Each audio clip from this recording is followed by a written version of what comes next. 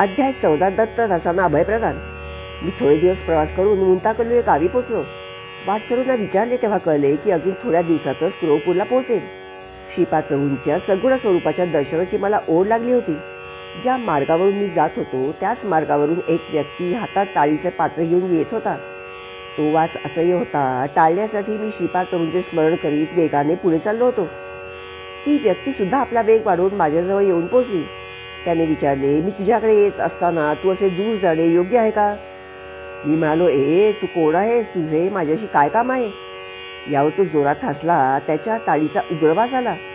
मी कोण आहे ते जाणून घेण्या अगोदर तू कोण आहेस, कोठून आलास, कोणीकडे चाललास हे जाणून घेणे योग्य आहे. ताडी विकणारे सुद्धा वेदांतावर बोलल्या एवढे समर्थ आहेत वाटतं. त्याने रस्त्यावरून येणाऱ्या लोकांना हाका मारून बोलावून घेतले. लोकांचा जमाव झाला. त्यांना तो ताडीवाला गृहस्थ म्हणाला, मित्रांनो, मी या प्रांतात ताडी विकणारा आहे. मी धर्माने जगतो. ताडीचे झाडच मला कल्पवृक्ष आहे. मी झाडावर चढून ताडी आणेपर्यंत हा ब्राह्मण माझी वाट पाहत उभा होता. मी ब्राह्मण असून सुद्धा ताडी पिण्याची मला सवय आहे, परंतु माझ्याकडे तुला देण्यास पैसे नाहीत. थोडी ताडी देऊन पुण्य प्राप्त कर, असे तो म्हणाला. मी नाही म्हणालो, परंतु जेव्हा मी तयार झालो तेव्हा लोकांची ये-जा सुरू झाली. 4 लोकांसमोर ताडी प्यायल्याने ब्राह्मणत्वाला दोष लागेल असे वाटून तो नाही म्हणतो आहे. आता माझा वचनभंग होऊन मी महापापी होणार. खरे पाहता आमच्या कुलात ही खूप मोठी संधी आहे. अमूल्य अशी ताडी ब्राह्मणास पिण्यास देण्याने विशेष पुण्य लाभेल या माझ्या आशेवर याने पाणी फेरले. लोक हो, तुम्ही या ब्राह्मणाला धर्मोपदेश करा आणि या पापापासून माझे रक्षण करा. तेथे जमलेले सारे लोक ताडी विकणारे गौड लोकच होते. त्यांनी त्या ताडीवाल्यास दुजोरा दिला आणि त्या ताडीवाल्याने मला ताडी बळजबरीने पाजवली. त्यानंतर सगळे लोक निघून गेले. मी अत्यंत दुःखी झालो. उत्तम ब्राह्मण कुलात जन्मून नीच अशी ताडी प्यायलो. माझे ब्राह्मणत्व नष्ट झाले. परम पवित्र अशा श्रीपादाचे मुखकमल आता कसे पाहू? जळलं माझं कर्म, नशीब माझं. माझ्या कपाळी विधिलेखच असा होता, तेव्हा वेगळे कसे होणार? माझे पाय लडखडू लागले. तोंडाला असह्य वास येत होता. नशिबाला दोष देत श्रीपादांचे नाव घेत चालू लागलो. मार्गात एक तपोभूमी दिसली. तेथे कोणी महात्मा राहत होते. त्या पवित्र भूमीत पाऊल टाकण्यास मला लाज वाटत होती. मी माझ्या रस्त्याने चाललो होतो. तितक्यात माझ्या पाठीमागून आवाज आला, अरे शंकर भट्टा, थांब. तुला आश्रमात घेऊन येण्याची दत्तानंद स्वामींची आज्ञा आहे. मी दैवाची लीला पाहून चकित झालो. मला श्री दत्तानंद स्वामींच्या पुढे आणून उभे केले. करुणाभरीत नेत्रांनी माझ्याकडे पाहून लवकर स्नान करून येण्यास सांगितले. स्नानानंतर मला मधुर फळे खाण्यास दिली. स्वामींनी मला जवळ बोलवून म्हटले, अरे शंकर भट्टा, दत्तात्रेयांच्या 9व्या अवतारातील श्रीपाद शिवल्लभांची तुझ्यावर केवढी करुणादृष्टी आहे. त्यांनी तुला आपल्या अमृतहस्ताने अमृत पाजवले. त्यांना तू गौड कुलातील ताडी विकणारा समजलास. त्यांनी दिलेल्या अमृताला भ्रमाने ताडी समजलास. किती भ्रामकता! मी पाहिलेले सर्व प्रसंग माझ्या नजरेसमोर एक एक येऊ लागले. त्यानंतर अनंत चैतन्य शक्ती महासागरातील असंख्य लाटा माझ्यावर येऊन आदळत असल्याचा अनुभव येऊ लागला. अनंत अशा या सत्ता शक्तीमध्ये अत्यंत हीन अत्यल्प असणारा माझा अहंकार नष्ट झाला. मी म्हणजे काय हे समजत नव्हते आणि समजणारे नव्हते. एका दिव्य आनंदामध्ये बुडून गेलो होतो. माझ्यामध्ये परिमित असणारा मी नष्ट होऊन समस्त सृष्टी स्वप्नच असल्याप्रमाणे वाटत होती. तेवढ्यात स्वामींनी माझ्यावर मंगल जल प्रोक्षण केले. त्यांच्या दिव्य हस्ताने पवित्र भस्माचे माझ्या कपाळावर लेपन केले. मी प्रकृतीच्या अधीन झालो. काही क्षण मी दिव्यानंदाचा अनुभव घेत होतो. प्रकृतीस्थ असणारा मी लगेच स्थूल तत्वात फसत जात असल्याचे लक्षात आले. स्वामी म्हणाले, पूर्वीच्या एका जन्मात तू गौड कुळात होतास. जास्त प्रमाणात ताडीचे सेवन करीत होतास. तुझी ताडी पिण्याची इच्छा बाकी होती. श्रीपाद प्रभूंचा अनुग्रह नसता तर तुला ती वाईट सवय लागली असती व तू पतित झाला असतास. तुझ्या पत्रिकेत अनेक गंडांतरे आहेत, परंतु श्रीपाद प्रभूंच्या अमृत दृष्टीने त्यांचा तुझ्या नकळत परिहार होतो. श्री गुरूंच्या महिमेचे कोण वर्णन करू शकतो? वेद सुद्धा नेती नेती म्हणत मौन झाले. यावर मी म्हणालो, श्रीपाद प्रभू सारखे म्हणतात की ते नृसिंह सरस्वती रूपाने अवतार घेणार आहेत. त्यांच्या लीलांमधील गर्भित अर्थ जाणून घेण्याची माझी इच्छा आहे. स्वामी म्हणाले, वेद ऋषींचे तत्ववेत्तेपणाचे ते प्रमुख लक्षण आहे. अध्यात्मातील दडलेली सत्यवचने त्यांच्या सहज सोप्या शब्दांमध्ये संतांनी सांगितलेली आहेत. हेच आत्मसत्य. वस्तुतः कर्मकांडाला अनुसरून व्याख्या करताना आत्मसत्यालाच सत्य, यज्ञ, जल, अन्न असे वेगवेगळे संबोधन केले आहे. अशा प्रकारांनी सरस्वती शब्दाचे सुद्धा फार वैशिष्ट्य आहे. सरस्वती नदी अंतर्वाहिनी आहे. हिचे वर्णन करताना सत्य वाक्यांचा बोध करणारी महार नावाची माहिती समजावून देऊन आपल्याच चित्ताला प्रकाशित करणारी असल्याचे सांगितले आहे. श्री गुरु म्हणजे एकच एक प्रबोध शक्ती, प्रबोधिनी प्रवाह. त्यांची सत्यवाणी आपल्या चित्ताला प्रकाशित करते, तसेच परमसत्य आणि अंतर्ज्ञान आपल्याला स्थिर करते.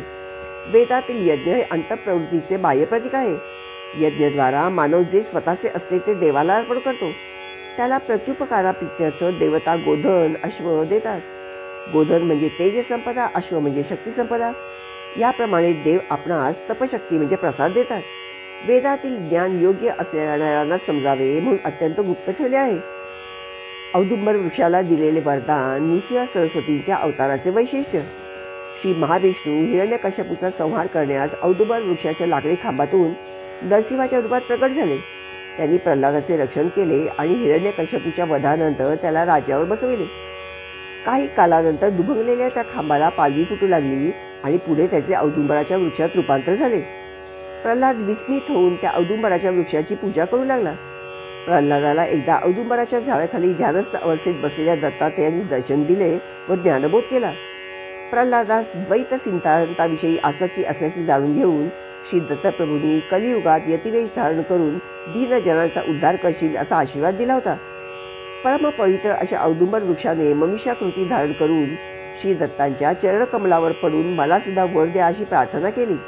तेव्हा श्री दत्तात्रेय म्हणाले, प्रत्येक औदुंबर वृक्षाच्या मुळाशी मी सूक्ष्म रूपात राहीन. तुझ्यामधून नरसिंहदेव प्रकट झाल्यामुळे कलियुगात मी नृसिंह सरस्वती नाव धारण करून अवतार धारण करीन असे माझे वचन आहे. स्वामींचे वक्तव्य ऐकून मी म्हटले, महाराज, पीठिकापुरम येथे श्रीपाद प्रभूंचे दर्शन घेण्यासाठी आणि त्यांच्या बाललीला ऐकण्यासाठी मन सदैव लालचावलेले असते. श्रीपादांच्या अद्भुत लीला. स्वामी म्हणाले, लहानपणी मला स्पष्ट बोलता येत नसे, शब्द तोत्रे येत. त्यामुळे सगळी मुले माझी थट्टा करीत. मला एक अनामिक आजार झाला. 5 वर्षापासून तो वाढू लागला. 1 वर्ष लोटल्यावर 10 वर्षे उलटल्यासारखे झाले. मी 10 वर्षाचा झालो तेव्हा 50 वर्षाची लक्षणे दिसू लागली. त्यावेळी बापनारिलू पीठिकापुरम येथे यज्ञ करीत होते. माझ्या वडिलांनी यज्ञासाठी मला नेले होते. त्यावेळी त्यांचे वय 6 वर्षांपेक्षा जास्त नव्हते. यज्ञासाठी लागणारे तूप जमा करून ठेवले होते. ते एका वयस्क ब्राह्मणाच्या स्वाधीन केले होते. तुपातील 1/3 भाग तो ब्राह्मण घरी लपवून ठेवून उरलेला 2/3 भाग यज्ञासाठी आणीत असे. यज्ञाला प्रारंभ झाला, परंतु तूप थोड्या वेळातच संपत आले. त्यावेळी तूप करणे कठीण होते. श्री बापनारिलूंनी श्रीपादांकडे हेतुपुरस्सर पाहिले.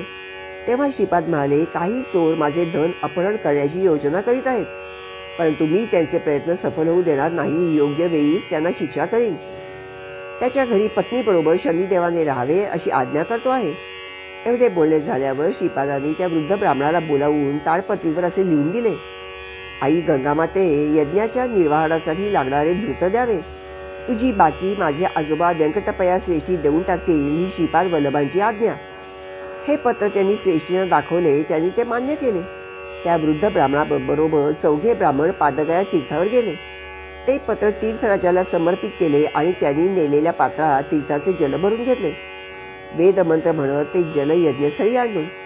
ते जल आणत असताना सर्वांच्या समोर त्याचे शुद्ध तूप झाले. त्या घृताच्या आहुतीने यज्ञाची सांगता झाली. सर्वजण आनंदित झाले. वचनाप्रमाणे श्रेष्ठींनी त्या पात्रात तूप भरून गया तीर्थात समर्पित केले. घृत ओतताना त्याचे पाणी झाले होते. माझ्या वडिलांनी माझी दुःस्थिती श्रीपादांना सांगितली. ते म्हणाले, थोडा वेळ थांबा, रोगाचे निवारण होईल, तोत्रेपणा काढून टाकीन. एक घर जळणार आहे, त्याचा मुहूर्त ठरवायचा आहे. प्रभूंची विधाने अनाकलनीय होती. तेवढ्यात तो वृद्ध ब्राह्मण तूप चोरल्यामुळे काही हानी झाली का ते पाहण्यास आला. काही झाले तरी श्रीपादांच्या दर्शनाने चांगलेच घडेल असा त्याला दृढ विश्वास होता. श्रीपाद प्रभू त्यास म्हणाले, आजोबा, तुम्ही मुहूर्त शास्त्रात पारंगत आहात.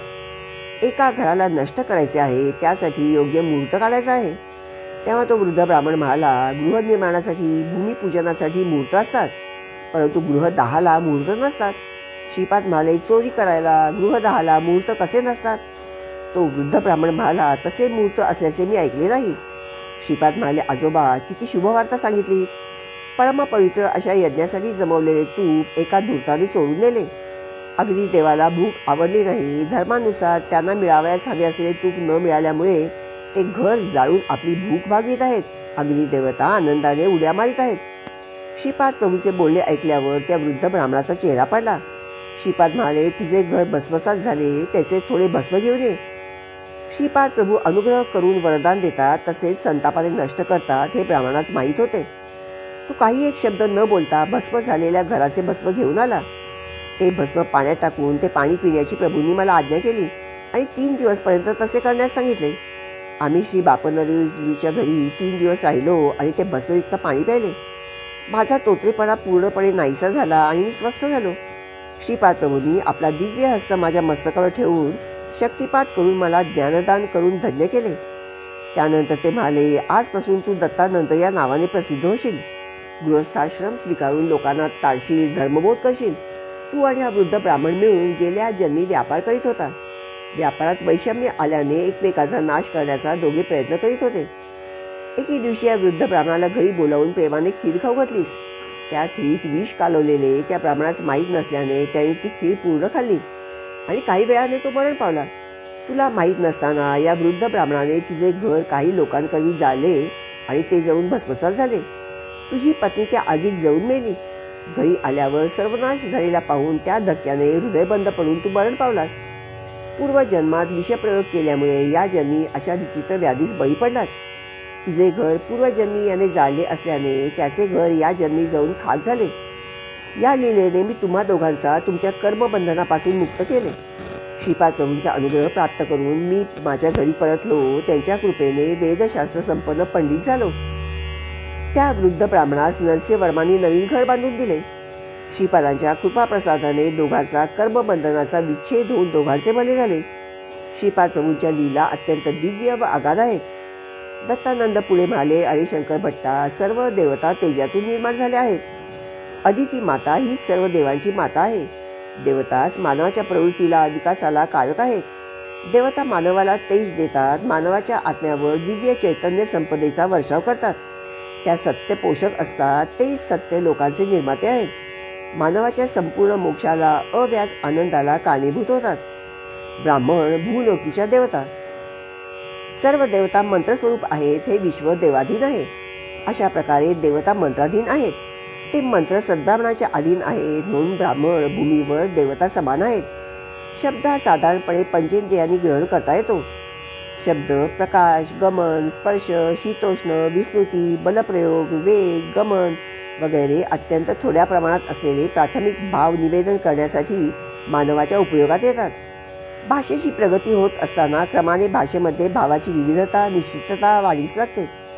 यासाठी अस्पष्टतेतून निश्चित असे निश्चलत्व, भौतिक अंशामधून मानसिक अंशामध्ये, व्यक्तातून अव्यक्त भावना अशा पद्धतीने भाषेची वृद्धी होऊन वाढू लागते.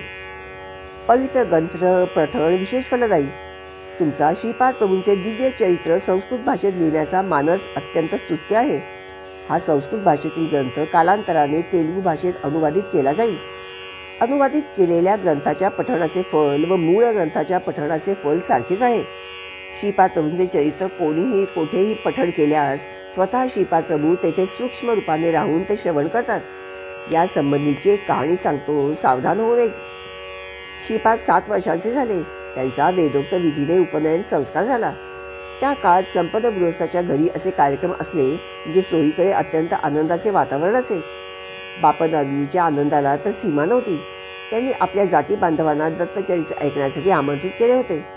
ते सर्वजण मोठ्या उत्सुकतेने दत्तचरित्र ऐकण्यास आले होते. दत्तरसांनी दत्तचरित्र सांगण्यास सुरुवात केली. पूर्वयुगात अनसूया आणि अत्री महर्षी या परमपावन दाम्पत्याला एका पुत्ररत्नाची प्राप्ती झाली. त्याचेच नाव दत्तात्रेय असे ठेवले होते. तेच परमज्योती दत्तात्रेय सध्या या कलियुगात श्रीपाद शिवल्लभ या रूपाने पीठिकापुरम मध्ये अवतरले. त्या महाप्रभूंचे आज उपनयन झाले. उपनयनानंतर दिव्य तेजस्वी असे आपले प्रभू अधिकच तेजपुंज दिसू लागले. अशा दीन जन उद्धारक असणाऱ्या प्रभूंचे नित्य मांगल्य होते. हीच कथा ते सारखी सांगत होते आणि श्रोते तन्मय होऊन ऐकत होते.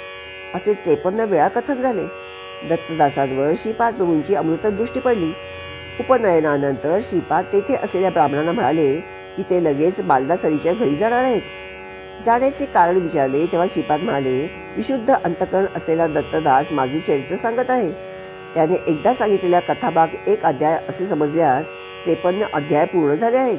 माझ्या चरित्रातील 53 अध्याय श्रद्धेने पूर्ण करणाऱ्याला देण्यासाठी असलेले सद्यफलित लगेच त्याला द्यायचे आहे. श्रीपाद प्रभूंच्या भक्त वात्सल्याला जाती कुलाचा भेद नाही. श्रीपाद प्रभूंना दत्तदासांकडे जाण्यासाठी ब्राह्मणांनी अनुमती दिली नाही. तेव्हा श्रीपाद क्रोधावेशाने म्हणाले, तुम्ही कोणालाही पंचम म्हणून नीच जातीच्या लोकांना क्रूरतेने दाबून टाकीत आहात. परंतु त्यांच्यावर माझा कृपा कटाक्ष जास्त असल्याने येणाऱ्या शताब्दींमध्ये ते उन्नत स्थितीत राहतील आणि तुमचे ब्राह्मणत्व, तुमचे अधिकार, त्यांची सेवकृती धारण करून धर्म भ्रष्ट, कर्म भ्रष्ट होतील. माझे वचन म्हणजे काळ्या दगडावरील रेघ आहे, त्यातील एकाही अक्षरात बदल होणार नाही. तुम्हा ब्राह्मणामधील जे धर्मबद्ध होऊन दत्तभक्ती करीत आपले जीवन व्यतीत करतील, त्यांची मी डोळ्यात तेल घालून रक्षा करीन. श्रीपादांच्या क्रोधावेशाला आई वडिलांनी शांत करण्याचा प्रयत्न केला. थोड्या वेळाने ते शांत झाले व त्यांनी मौन धारण केले. नेमके त्याचवेळी दत्तदासांच्या घरी श्रीपाद वल्लभांनी त्यांच्या दिव्य मंगल स्वरूपात दर्शन दिले. त्यांनी प्रेमभराने समर्पण केलेली मधुर फळे स्वीकारली. त्यांनी दिलेले दूध प्रेमाने घातले. त्यांनी आपल्या दिव्य हस्तांनी सर्वांना मिठाईचा प्रसाद दिला आणि दत्तदासांच्या घरी असणाऱ्या प्रत्येकाला त्यांनी आशीर्वाद दिला. बाबा शंकर भट्टा, पाहिलेस का श्रीपाद प्रभूंचे प्रेम? ते भावनेनेच संतुष्ट होतात. त्यांचा कुलगोत्राशी भौतिकातील परिस्थितीशी संबंध नसतो. दत्तप्रसाद अंत्यकुलातील व्यक्तीने जरी आपणास दिला तरी त्याचा भक्तिभावाने स्वीकार करावा.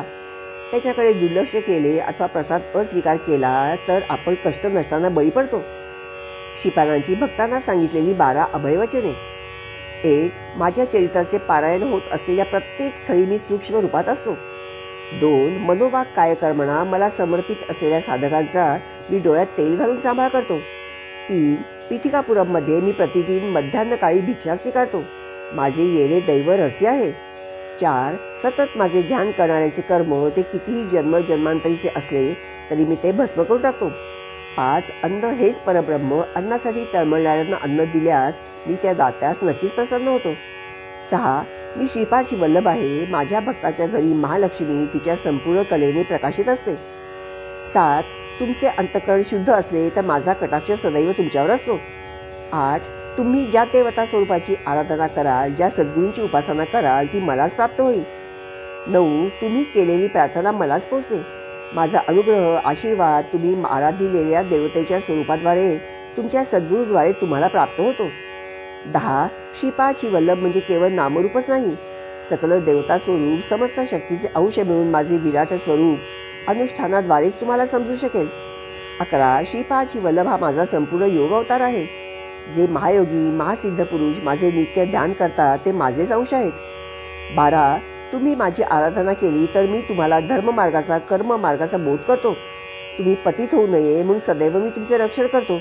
श्रीपादची वल्लभांचा जय जयकार असो. फलश्रुती, आपदा निवारण, उत्साह वृद्धी.